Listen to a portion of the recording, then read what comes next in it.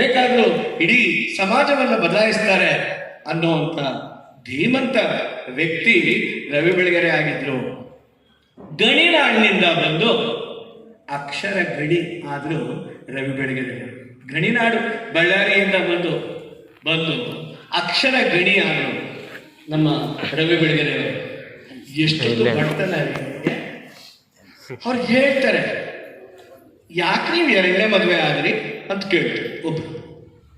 3ನೇ ಮದುವೆ ಆಗೋಣ ಅಂತಿದ್ನಮ್ಮ, ಅದೇನೋ ಆಗಲಿಲ್ಲ ಹೇಳ್ಕೊಡೋ ಅಂತವರು ಒಂಥರ ವಿಚಿತ್ರ ಸ್ವಭಾವ ಆದರೂ ಸತ್ಯ ಹೊರಹೊಮ್ತಾ ಇದ್ರು ಅವರು.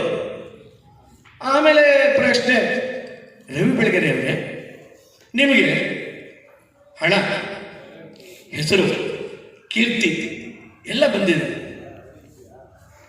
ಎಲ್ಲ ಬರೋದಕ್ಕೆ ಕಾರಣ ಇದೆ. ಅಮ್ಮ ಹಸಿವಮ್ಮ, ಹಸಿವು ಅನ್ನೋದು ಇದೆಲ್ಲ ತಂದ್ಕೊಡುತ್ತಮ್ಮ. ಕಷ್ಟ ಬಿಡ್ಬೇಕಮ್ಮ. ನಂದು ಇದು 10ನೇ ವೃತ್ತಿ, ಪತ್ರಿಕಾ ವೃತ್ತಿ. ಪ್ರಾರಂಭ ಮಾಡಿದ್ದು ಮೇಷ್ಟ್ರ ಕೆಲಸ ನಮ್ಮ. ನಾನು ಅವಾಗ ಈ ಕೋಮಟಿಗರ ಶೆಟ್ಟರು ಅಂತ ಇರ್ತಾರೆ, ಅವ್ರ ಮನೆಗಳಿಗೆ ಹೋಗಿ ಮನೆ ಪಾಠ ಮಾಡ್ತಾ ಇದ್ದಮ್ಮ. ಸ್ಕೂಲ್ ಬಿಡೋದ್ರ ಒಳಗಾಗಿ ನಾನು ಅಲ್ಲಿ ಹೋಗಿ ಕುತ್ಕೊಳ್ತಾ ಇದ್ನಮ್ಮ. ಯಾಕೆ ಅಂತ ಹೇಳಿದ್ರೆ ಅವ್ರ ಮಕ್ಕಳಿಗೆ ಉಪಹಾರ ಕೊಡ್ತಾ ಇದ್ರಮ್ಮ. ನಾನು ಉಪಹಾರ ತಿನ್ಬೋದು ಅಂತ ಆಸೆಯಿಂದ ಅಂತ ಹೇಳಿದೆ. ಎಷ್ಟೊಂದು ಬಡತನ, ಆ ಬಡತನದ ಹಸಿವು ಏನಿತ್ತು, ಆ ಹಸಿವಿನಿಂದ ರವಿ ಬೆಳಗೆರೆ ಅವರು ಎಷ್ಟೊಂದು ಹೆಸರು, ಕೀರ್ತಿ.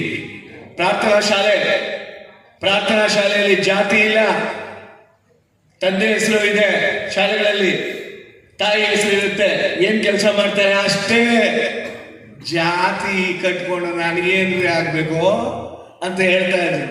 ನಾನು ಆಚಾರ್ಯನ ಮದುವೆ ಆಗಿದ್ದೀನಿ, ನನ್ನ ಚಿಕ್ಕ ಮಗಳು ಒಕ್ಕಲಿಗರನ್ನ ಮದುವೆ ಆಗಿದ್ದಾಳೆ, ಶ್ರೀನಗರ್ ಕಿಟ್ಟಿ ಅಂತ ಅವ್ರನ್ನ ಮದುವೆ ಆಗಿದ್ದಾರೆ ಅಂತ. ಈ ತರ ನಾಯ್ಡು ಜಾತ್ಯತೀತ ವ್ಯಕ್ತಿ ಯಾರಾದ್ರೂ ಇದ್ರೆ ಸಾಹಿತ್ಯ ಕ್ಷೇತ್ರದಲ್ಲಿ ಅದು ಕೇವಲ ರವಿ ಬೆಳಗೆರೆ ಅನ್ನುವಂಥದ್ದನ್ನ ನಾವೆಲ್ಲ ಮನೆಗೊಂಡು ಆ ಅಕ್ಷರ ಮಾಂತ್ರಿಕನಿಗೆ ನಮನಗಳೆಲ್ಲ ಸಲ್ಲಿಸ್ತಾ ಇದ್ದೀರಾ. ತುಂಬಾ ಸಂತೋಷ.